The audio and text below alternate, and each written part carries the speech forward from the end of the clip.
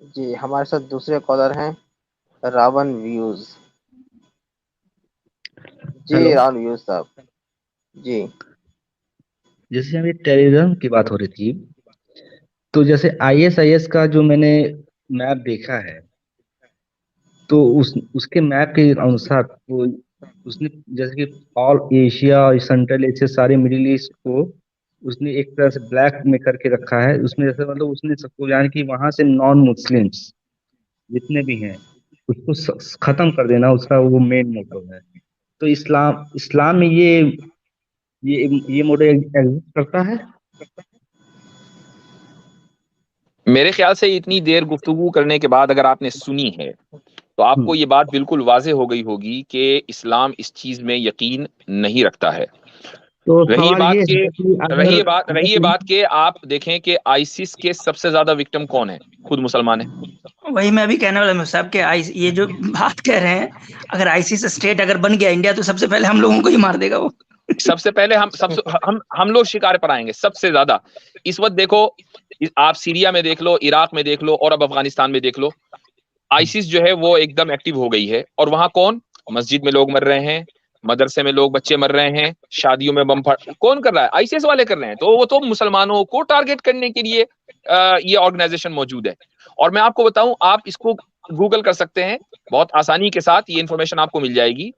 America का former president Donald Trump जिस वक्त अपनी इलेक्शन रैलीज कर रहा था पहले टर्म में, तो उस वक्त उसने ये बात कही थी कि आईसिस को तो इसने हिलरी क्लिंटन ने क्रिएट किया है। तो हम्म। अब उसने। साहब मैं एक बात और बता दूं, रावण जी। व्यू साहब आप जानते होंगे लफार्ज कंपनी इंडिया में भी काम करती है ना, सीमेंट की जो कंपनी है, वो फ्रांस की है बेसिकली। उसने जो है आईसिस को फंड किया है बहुत सारा, अभी बस 3-4 महीने पहले ही पता चला है ये रिपोर्ट, और इस पे भी बहुत लेदे हुई फ्रांस को लेकर के। लेकिन जी अब वो फ्रांस की कंपनी है, बड़ी कंपनी है, तो उसको कोई कुछ नहीं बोलेगा। बिल्कुल। तो ये बड़ी बड़ी कंपनियां जो हैं वो इन टेररिस्ट ऑर्गेनाइजेशंस को फंडिंग कर रही हैं। लेकिन अब आप देखें कि क्या ये मॉरली दुरुस्त है कि एक कंपनी जिसका डेटा पब्लिक में एक्सपोज हो गया, हमारा मुल्क उस कंपनी के साथ कोई डील करे? लेकिन कर रहा है। एक कंपनी जो आईसिस को फंडिंग कर रही है, हमारा मुल्क उसके साथ डील कर रहा है। क्यों कर रहा है? देखिए, ये यहाँ पे आइडियोलॉजी की बात है। आईएसएस जिस आइडियोलॉजी को लेके चल रही है वो इस्लाम में है, तभी तो इतने सारे लोग नहीं है इसके ना। साथ जुड़े हैं ना। नहीं है ना। भाई अगर इस्लाम में अगर होती रावण व्यू तो साहब सारे अगर लोग आईसिस में होते। इस्लाम में होता तो हम उसको चंदा देते या लफार्ज वाला चंदा देता? हाँ, बात सही ना। नेपाल वाला ये तरह से वो समझ लीजिए, हथियार अपने क्या नाम है, हथियारों को बिना जितना डिस्ट्रक्शन होगा वो उतना ही वहां पे इंस्टेबिलिटी होगी, तो उतना ही वहां पे कंट्रोल हासिल कर सकते हैं। ये तरह से आप ये समझ लीजिए, ये लोग अपने फायदे के लिए करते हैं। जैसे अच्छा, अमेरिका और ने ये उसको और ये उसको और ये सीबीएस न्यूज है बाय द वे, और उसकी जो टाइटल है वो है French company admits is give financial support to ISIS. हाँ, तो आईएसएस पिछले। के पास जो हथियार हैं ये सब हैं, वो तो अमेरिका ने दिए थे ना, तो इसलिए वो कर सकती तो थी। अब मुझे आप ये बात बताओ, जब आपको इस सब का इल्म है तो अमेरिका का कोई ना हम्म। कोई इंटरेस्ट होगा ना।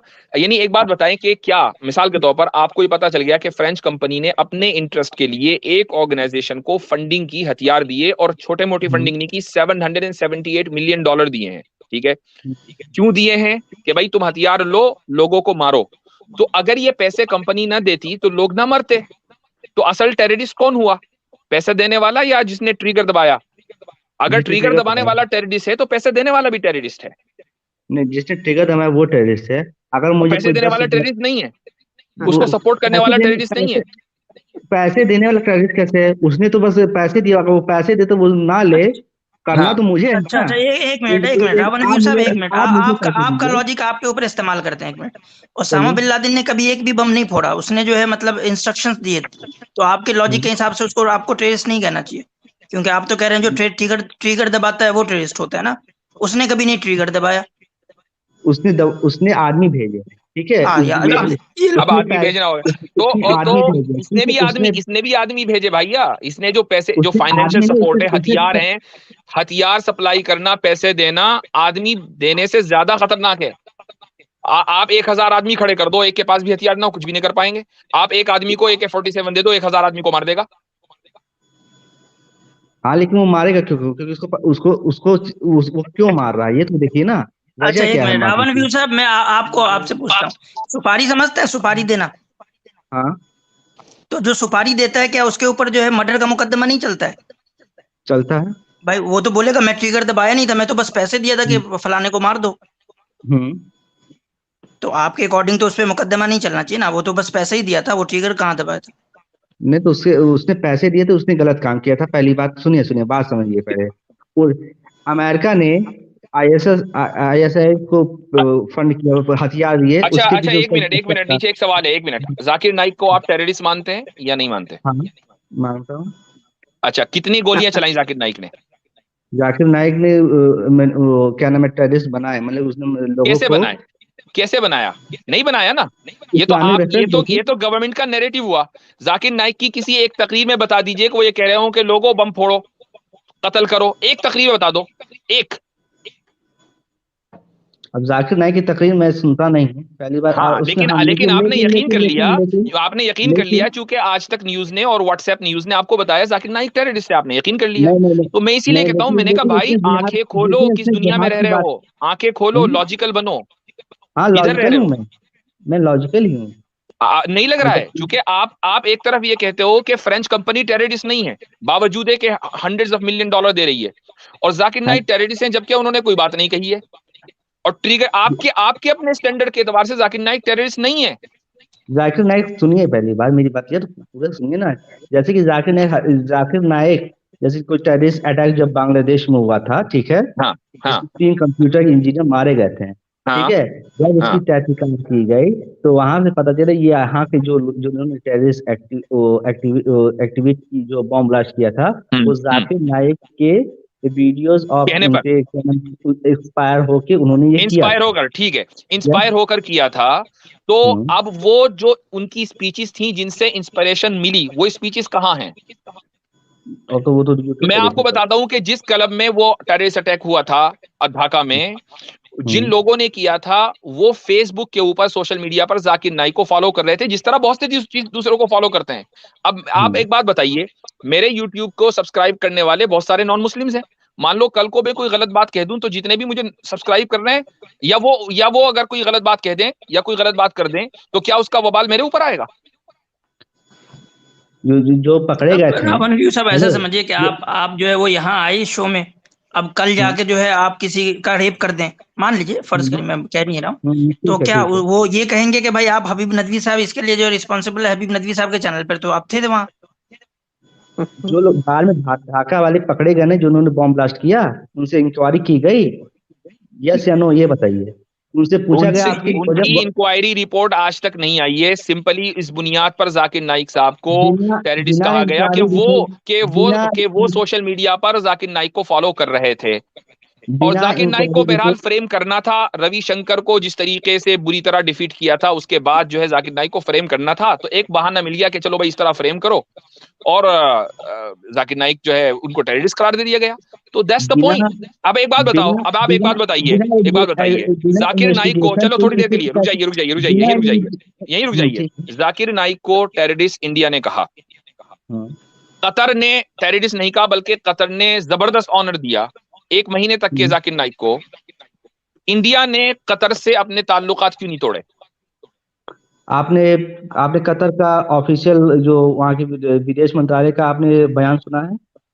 अरे भैया, आज ही अभी मैंने ट्वीट किए तो 10 मिनट 15 मिनट पहले, इस स्ट्रीम में आने से पहले, कतर गवर्नमेंट ने दोहा में पूरी बिल्डिंग के ऊपर जाकिर नाइक का पोर्ट्रेट लगाया है। ठीक है, कोई आदमी नहीं कर सकता जब तक कि गवर्नमेंट का वो ना हो, सपोर्ट ना हो। ठीक है, वहां आराम से जाकिर नाइक साहब घूम रहे हैं। वीजा तो कतर नहीं दिया होगा। ठीक, मान लीजिए कि उसको जो है उसको गवर्नमेंट ने नहीं बुलाया, क्या इंडियन गवर्नमेंट को पता है कि वो कतर में है, तो उसकी डिमांड क्यों नहीं की कि उसको इंडिया भेजे भाई? और अगर एक्स्ट्राडाइट नहीं कर रहा है कतर गवर्नमेंट, तो फिर कतर से ताल्लुकात खत्म कर लेने चाहिए। वीजा कतर ने दिया, ठीक है, लेकिन वो जाकिर नाइक कतर में वांटेड नहीं है, पहली बात। ठीक है, इंडिया में वांटेड है ना, मैं वही पूछ रहा हूँ, इंडियन गवर्नमेंट ने कतर गवर्नमेंट को क्यों नहीं कहा? कतर गवर्नमेंट को कहना चाहिए ना, कतर गवर्नमेंट से डिमांड करना चाहिए। एक मिनट, जैसे मान लीजिए कि दाऊद इब्राहिम किसी कंट्री में इंडिया को पता चल जाए, तो वो उस कंट्री से डिमांड करेगा ना कि मुझे पूरा प्रूफ है कि दाऊद इब्राहिम आपकी कंट्री में है, वो हमारे यहाँ वांटेड है, आप हमारे साथ कोलैबोरेशन करिए और हमारी मदद करिए और उसको हमारे हवाले करिए। तो same to same Indian government को जाकिर नाइक केस में भी अप्लाई क्यों नहीं कर रही है? बिल्कुल क्यों ऐसे नहीं ही वो जैसे बिल्कुल ऐसे ही जैसे अमेरिका ने किया था। अमेरिका को पता चला अपनी फाइंडिंग के एतबार से कि जी उसामा बिन लादेन 9/11 में रिस्पॉन्सिबल है। उसामा बिन लादेन अफगानिस्तान में, तो अफगानिस्तान के ऊपर अटैक कर दिया कि भाई या तो इसको हवाले करो या हम तुम्हारे ऊपर अटैक कर रहे हैं। तो अफगानिस्तान के साथ जो मामला अमेरिका ने किया अपनी डेफिनेशन के एतबार से, अपनी फाइंडिंग के एतबार से, अगर इंडिया की फाइंडिंग ये कहती है कि जाकिर नाइक टेररिस्ट हैं, तो कतर के साथ वही मामला करना चाहिए था इंडिया को। हाँ, क्यों तो आपने वही तो अपने मैं बता रहा हूँ। फ्रेंडली टाइज रखे हुए हैं? जाकिर नाइक को एक आदमी ने बोला तो उसने अपने पर्सनल लेवल पे बोला था, पहली बात, ठीक है। वो वहां पे वहां दो दिन पर्सनल लेवल हो या कुछ भी हो, वहां कतर की सॉयल के ऊपर इंडिपेंडेंटली मौजूद है, कतर की परमिशन से मौजूद है, वीजा कतर हाँ, गवर्नमेंट ने ही दिया है। हाँ, क्योंकि वीजा सर उसने दिया, क्योंकि वो तो वहां पे अब वांटेड मुझे नहीं, वो आप ये बताएं रिस्ट्रिक्शन कि लिस्ट में चलो नहीं चलो है। ठीक है, कतर तो ठीक है, उनके लेकिन पास इस जब वक्त वहां पे 2 दिन था, जब उनके वहां पे पास इस पता वक्त चली। मलेशियन रेजिडेंसी है। आपकी गवर्नमेंट ने मलेशिया से ताल्लुकात खत्म किए?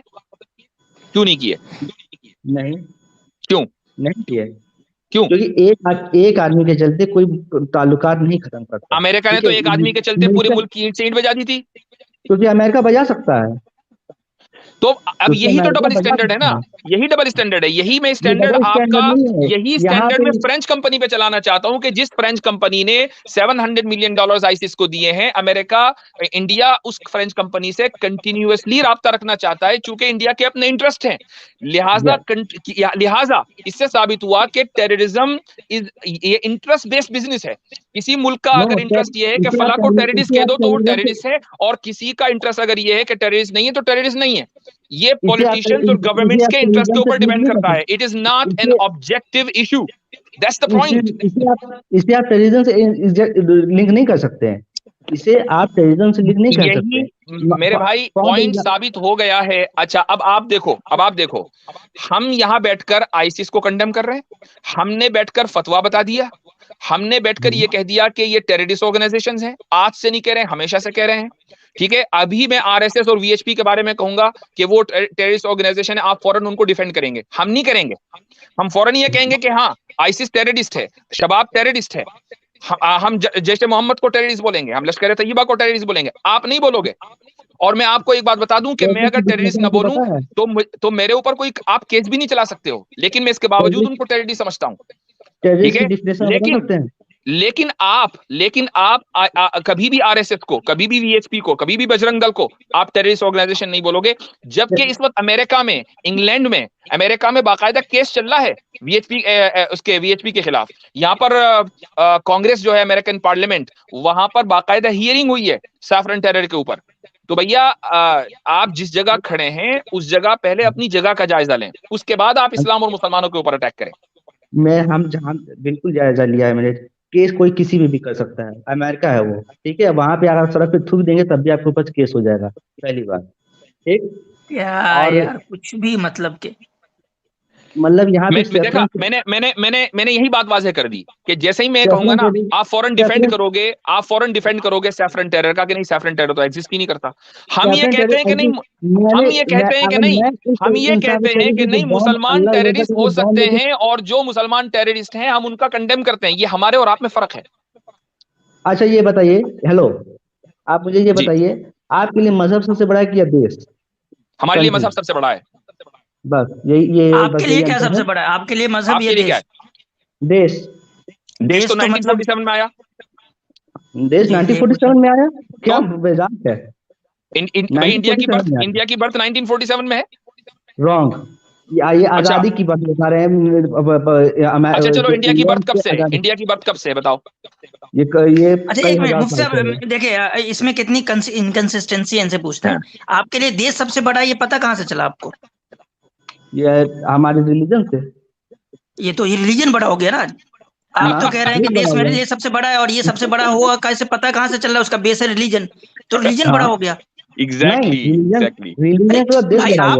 आपके लिए देश इसलिए बड़ा है कि आपके रिलीजन ने कहा ना, तो गोया रिलीजन आपका अथॉरिटी है। मेन आप जो फैसला कर रहे हो देश बड़ा है या छोटा है, वो रिलीजन के बेस पे कर रहे हो, तो मेन तो रिलीजन हो गया आपका।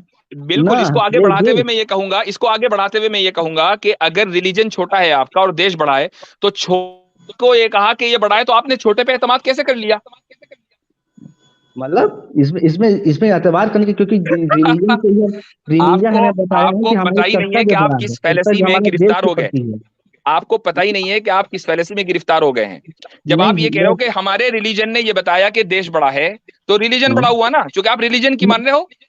एक्सक्यूज में एक भी ये बताइएगा, हेलो, एक बताइएगा मुझे कि अगर कोई मुझसे कहे ये आपके बड़े हैं, ठीक, और ये इसलिए बड़े हैं कि ये आपसे ज्यादा बुद्धिमान हैं, ये आपको ज्ञान दे सकते हैं, ये आपके टीचर हैं, तो मैं इस बात पे आकलन करूंगा कि हाँ ये जो कह रहा है ये सही कह रहा है, तो मैं उसे बड़ा मानूंगा, यस या नो? हाँ, अगर आप ये समझते हैं कि जो आपको बताने वाला है वो आपके लिए अथॉरिटी नहीं है, महज इन्फॉर्मेंट है, अथॉरिटी नहीं है, तो ठीक है, आप माने न माने आपकी मर्जी है, मान भी सकते हैं, नहीं भी मान सकते, लेकिन आप रिलीजन को अथॉरिटी मान रहे हैं, या आप कहते हैं कि रिलीजन अथॉरिटी नहीं है, आप मान लें रिलीजन आपकी अथॉरिटी नहीं है। आगे मैं चलूंगा तो पूछूंगा कि आपको देश से बताया, आप जिस देश को बहुत सबसे बड़ा कह रहे हैं, उस देश से आपको जिंदगी जीने का तरीका पता चलता है, या आपको रिलीजन से जिंदगी जीने का पता चलता है? जिंदगी जीने का तरीका मैं खुद निकालता हूँ, पहली बात, ठीक है, और अच्छा। और देश से मुझे मेरे कर्तव्य पता चलता है कि मुझे देश के लिए कर्तव्य क्या करना आपको है। देश जो है वो आके कान में कहता है कि आपके कर्तव्य क्या है, मतलब बोलता बात भी करता है क्या देश? हमें भी थोड़ा ऐसे देश से मिलाइए जो बात करता हो, थोड़ा हम भी बात करें उससे। बोला देश से हमें पता चलता है कि हमें कर्तव्य क्या करना है। हाँ, तो वो मतलब हमें भी तो पता चलना चाहिए ना, वो देश बात करता है, आपको कैसे मैसेज पहुंचा रहा है वो देश, थोड़ा हम भी चाहते हैं वो मैसेज लेना थोड़ा देश से। मुझे भूख लगती है, हमें भी बात कराइए उस देश से जो हमें अपना कर्तव्य बता सके।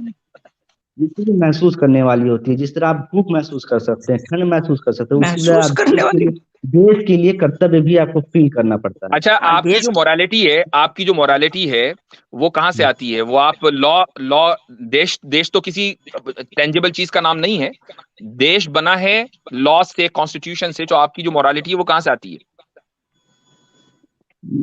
मोरालिटी मेरी अपनी है, आपकी अपनी मोरालिटी है, तो ठीक है, आप अपनी मोरालिटी की बुनियाद पर मुझे और आसिम भाई को और मुसलमानों को कैसे जज कर सकते हैं? बिल्कुल कर सकता हूँ, जैसे कि आपके लिए देश बड़ा है, इस बिहाफ पे मैं जज कर सकता हूँ। तो आपकी मोरालिटी कैसे जज बन गई? वो तो आपकी पर्सनल चीज है। मिसाल के तौर पर आपको भूख लग रही है, तो जरूरी है कि मुझे भी भूख लगे? तो मैं पर्सनली जज कर रहा हूँ ना। आप अगर यही कह रहे हैं कि तो अगर आप पर्सनली जज कर रहे हैं तो आप रॉन्ग हो सकते हैं या नहीं हो सकते? नहीं। तो फिर आप यार हद हो गई, यानी बेसिक लॉजिक आपको नहीं आती। अगर आपकी एक पर्सनल ओपिनियन है तो वो गलत हो सकती है या नहीं? आपकी पर्सनल ओपिनियन हमेशा सही होगी? नहीं हो सकती है, क्योंकि ये देश के विषय की बात है। नहीं, आपने, ये तो आपका नजरिया हुआ ना कि देश के विषय में जो मैं कहूंगा वो हमेशा सही होगा, ये आपकी पर्सनल लॉजिक है। तो पर्सनल लॉजिक दुरुस्त हो हमेशा, इसकी क्या गारंटी है? गारंटी इसकी आपको क्या गारंटी चाहिए आपको इसके विषय में? मुझे तो कोई भी गारंटी नहीं चाहिए। एक बात और, चलिए आप ही की जबान लैंग्वेज में बोलते हैं, सब लग रहा है थोड़ा भारी हो रहा है इनके लिए। जी, बहुत ज्यादा हो गया। रावल साहब, मैं आपसे एक सिंपल सा सवाल पूछता हूँ। बहुत सारे लोग इंडिया के हैं, वो अब माइग्रेट करके यूएसए चले गए, यूके चले गए, है ना? उनका देश कौन सा है, इंडिया है या यूएसए यूके है? जिसके लिए वो अपने कर्तव्य करते हैं वो उनका देश है। तो वो कर्तव्य पता कहाँ से चलता है, वही तो मैं आपसे पूछ रहा था। तो वो उनको पता होगा ना, मुझे क्या पता? मैं तो अपने देश में रहता हूँ, मुझे पता है मेरे देश के प्रति क्या कर्तव्य है। तो आपको जो देश का कर्तव्य है वो कहाँ से पता चला है? देश का कर्तव्य क्या? देश, जैसे कि आपको भूख लगी है, आपको अपने शरीर का ध्यान रखना है, ये बातें आपको कहाँ से पता चलती है? ये तो मेरा इंस्टिंक्ट है ना, इसको इंस्टिंक्ट कहते हैं। ठीक है, ये मेरे बॉडी के अंदर इनेट है, ये मेरे फीड किया हुआ है बॉडी के अंदर। हाँ, तो ये भी मैं देश में रहता हूँ, इस देश पे घूमता हूँ, अपने बात देखता हूँ, तो इस तरह से मुझे पता चलता है कि हाँ, मुझे देश के लिए करना है कुछ। अच्छा, एक बात बताएं कि क्या कोई दुनिया में ऐसा आदमी है जिसको भूख ना लगती हो? क्या दुनिया में कोई ऐसा आदमी है जिसको कभी भूख ना लगती हो? अब मैं तो कभी ऐसे इंसान से मिला नहीं। आप मिलेंगे भी नहीं, क्योंकि ऐसा होता नहीं है। हर एक इंसान को खाने की जरूरत है जिंदा रहने के लिए, कुछ ना कुछ वो खाएगा। क्यों? इसलिए कि वो ह्यूमन इंस्टिंक्ट है। अगर भारत देश का प्रेम भारतवासियों में ये बेसिक इंस्टिंक्ट होता ना, तो कोई भी भारतवासी इंडिया छोड़ के न जाता। करोड़ों हिंदू इंडिया छोड़ के जा चुके भाई। और गद्दार भी पैदा नहीं होते, जो मतलब ISI के जो है स्पाई बन रहे हैं। बहुत सारे न्यूज में ये भी आ रहा था एक दो जगह कहीं कि इंडिया का होने, इंडियन सिटीजन है, सब कुछ है, और वो पाकिस्तान की जासूसी कर रहा है बैठ के। भोपाल के 2-3 केसेस आए। तो वो अगर इससे आपके कैसे पता आपके चलता है? अकॉर्डिंग जो है वो मतलब बस पैदा होते ही पता चल जाता और उसको खत्म नहीं किया जाता, तो वो तो मतलब नहीं होना चाहिए ना, फिर गद्दार पैदा क्यों होते? आप तो उसके बेसिक हिसाब से तो इंस्टिंक्ट के खिलाफ नहीं जा सकते, दैट्स द पॉइंट। जिस नो। तरह आप ये नहीं कह सकते कि नहीं मुझे कभी भूख नहीं लगेगी, आपको लगेगी। तो अगर देश आप लोगों में, हिंदुओं में अगर देश बड़ा है और देश का प्रेम बेसिक इंस्टिंक्ट होता, तो कोई भी हिंदू गद्दार ना होता मुल्क का। कितनों के ऊपर गद्दारी के केस चल चुके, पैसा लेकर लूट के जो है बाहर भाग चुके।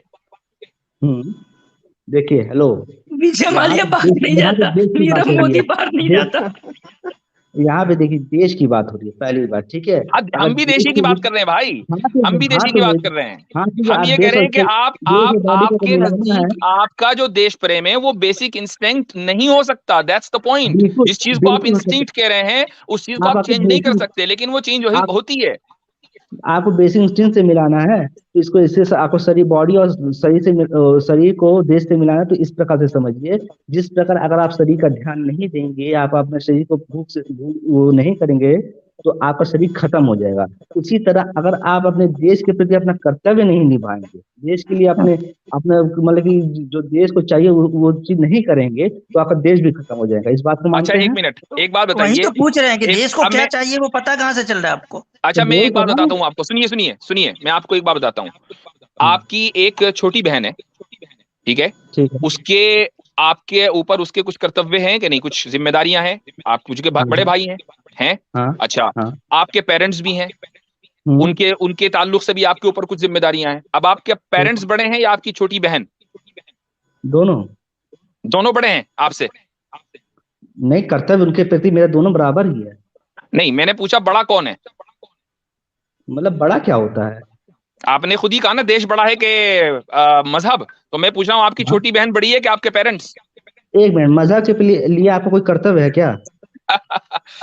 देखें, यही तो बात है ना, आप लोगों के बेसिक कॉन्सेप्ट जो है ना वो क्लियर नहीं है। नहीं, अब मेरे आपने ज्ञान जो से मिसाल, क्या है, अब मेरा मैं अब मजाक, मैंने मिसाल छोटी मेरे बहन की मजाक के इसलिए प्रति दी मेरा कोई आपको, कर्तव्य नहीं है। सुन लीजिए, मैंने जो छोटी बहन की मिसाल इसलिए दी कि अगर आप अपने पेरेंट्स के तई अपने कर्तव्य निभाएंगे, उनका हक अदा करेंगे, इसका मतलब ये नहीं कि आप अपनी छोटी बहन की ना उसकी जो है हक तलफी कर रहे हैं।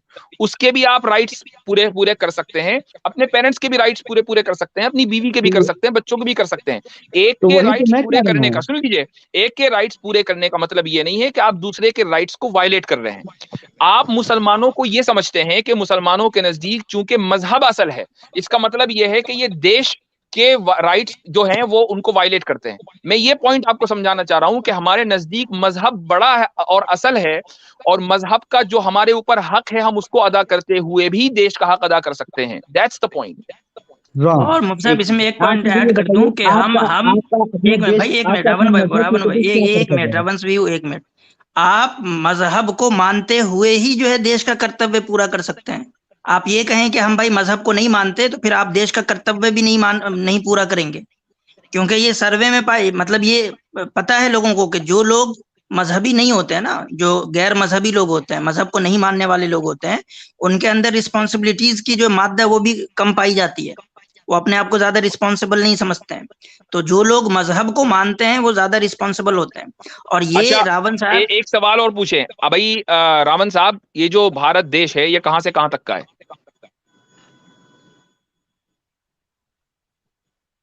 हम्म, मतलब कहां से कहां तक है? इसका जरा कहाँ? जुग्राफिया बयान करें, कहां से कहां तक का है ये देश? कश्मीर से लेकर कन्याकुमारी तक, अभी तक। अच्छा, उसमें सिंध और हिंदू कुश माउंटेन ये शामिल नहीं है? बांग्लादेश। नहीं, अभी नहीं बांग्लादेश है। शामिल नहीं है? बांग्लादेश नहीं है। नहीं है, ठीक है। इसका मतलब ये हुआ, अच्छा ये जो शामिल नहीं है ये किसने शामिल नहीं किया, किसने निकाला? भगवान ने निकाला कि इंसान ने निकाला?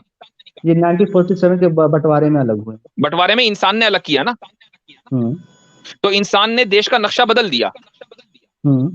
साबित हुआ कि इंसान ने ही देश बनाया था। मजहब इंसान नहीं बनाता, मजहब देता है मजहब खुदा, इंसान का बनाने वाला। तो जो चीज रॉन्ग। खुदा की तरफ से आएगी वो बड़ी होगी, जो इंसान बनाएगा वो छोटी होगी। रॉन्ग, एक मिनट रुक जाइए, पहले पहले मेरी बात का जवाब दीजिए। आपका अपने मजहब के प्रति कोई कर्तव्य है? मेरे मुफ्ती साहब ये घुमा कर वही एक ही सवाल कर रहे हैं तभी नहीं से। नहीं नहीं, पहले आप इनको मेरे इनको सवाल को इनको समझ जवाब में कर नहीं आ रहा कि देना। इनके साथ हो क्या रहा आपने है। मेरी आपको आपको ये आपने मालूम होना, बहस, आपने आपने कर्तव्य के हमसे पूछा कर्तव्य कि से लड़ा मजहब बड़ा दिया। है, आपने हमसे पूछा कि मजहब बड़ा है कि देश बड़ा है। हम्म। हमने साबित कर दिया कि देश बड़ा हो ही नहीं सकता किसी भी मजहब के सामने, सिर्फ इस्लामी के सामने नहीं। हम तो हिंदुइज्म को भी कहते हैं कि हिंदुइज्म बड़ा है मजहब के मुकाबले में, और सॉरी देश के मुकाबले में। क्यों? इसलिए कि देश इंसान बनाता है, मजहब आता है खुदा की तरफ से। तो जो चीज इंसान के बनाने वाले की तरफ से आई है, जो ईश्वर की तरफ से आई है, वो बड़ी होगी, या जो आपने और मैंने बनाई है वो बड़ी होगी? कॉमन सेंस है कि नहीं? पहले ये मुझे बताइए, हेलो, आपका अपने मजहब के प्रति कोई कर्तव्य है? भाई आपने इस भाई चीज पूरा को का पूरा मजहब ही कर्तव्य है यार, पूरा का पूरा मजहब ही कर्तव्य होता है। क्या कर्तव्य है ये बताइए। यार मजहब अपने आप में इटसेल्फ कर्तव्य है, मजहब जो इटसेल्फ कर्तव्य है वो अपने आप में कर्तव्य है। कर्तव्य अलग है, जैसे देश के होते हैं, देश की रक्षा करनी है, देश के अंदर आंतरिक शांति होनी है, देश का विकास होना चाहिए, देश के लिए हमारा कर्तव्य है, ठीक है। मजहब के लिए क्या कर्तव्य है ये बताइए। मजहब ही कर्तव्य है। क्या कर्तव्य है? यार अब इसको मजहब को सुनो, मैं बताता हूँ कर्तव्य क्या है। मजहब को अथॉरिटी तस्लीम करके उसकी जितनी भी तालीमात हैं उसके ऊपर अमल करना ही कर्तव्य है, ठीक है। ये कर्तव्य है, बिल्कुल, इसीलिए कहा मजहब ही कर्तव्य है। और हमें मजहब से ही पता चलता है कि देश की भी देख रेख करनी है, देश की रक्षा करनी है, देश की सुधार करना है, यह हमें मजहब बताता है। तो मजहब के अनुसार सबसे बड़ा क्या है? मजहब की देश, मजहब के अनुसार अल्लाह की दी हुई चीज ही बड़ी है। जो इंसान ने बनाई वो हमेशा छोटी रहेगी, क्योंकि वो चेंजेबल है। जो चीज चेंज हो जाती है वो खत्म भी हो सकती है, और जो चीज खत्म हो सकती है वो कभी बड़ी नहीं हो सकती। तो इंसान, अल्लाह ने तो इंसान को भी बनाया, वो भी यानी कि वो भी खत्म हो सकता है, बिल्कुल खत्म हो सकता है। हम तो कहते ही इंसान खत्म हो जाता है, कौन नहीं मानता इसको। हम तो कहते ही कि इंसान का आगाज हुआ है। इंसान तो कभी खुदा से बढ़कर हो ही नहीं सकता, क्योंकि खुदा ने इंसान को बनाया, तो इंसान खुदा से कैसे बढ़ जाएगा भाई?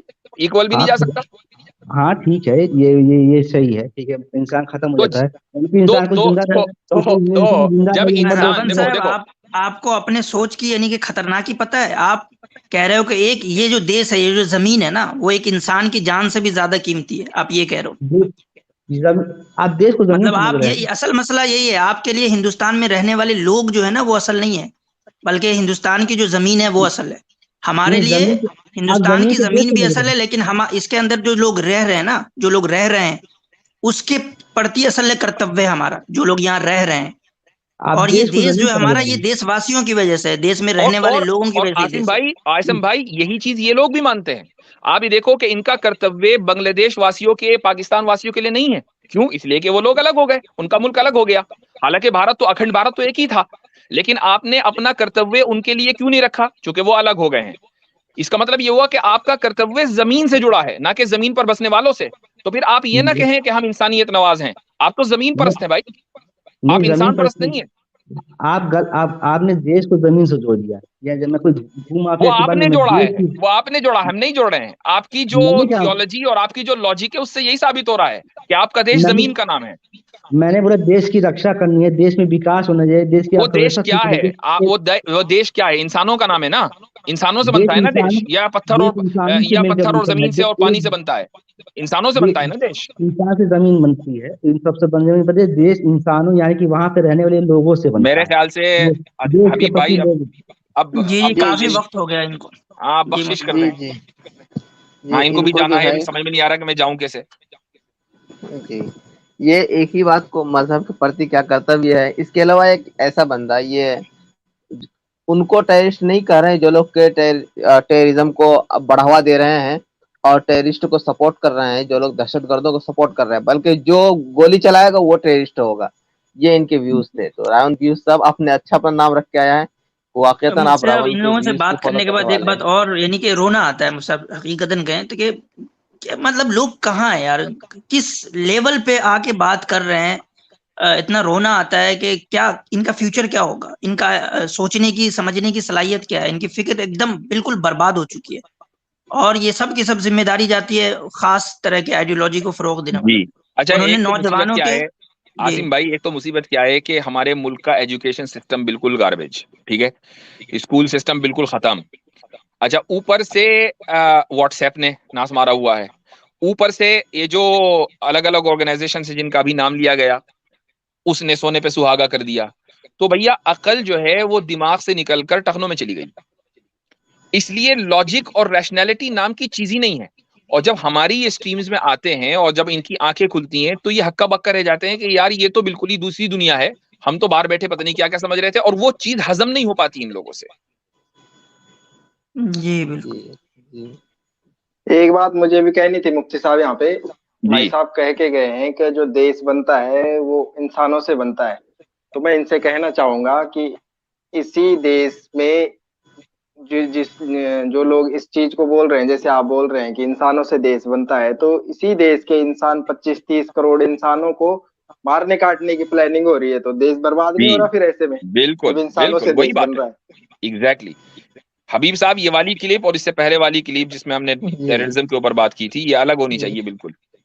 जी इंशाल्लाह मुझसे अलग हो जाएगी इंशाल्लाह।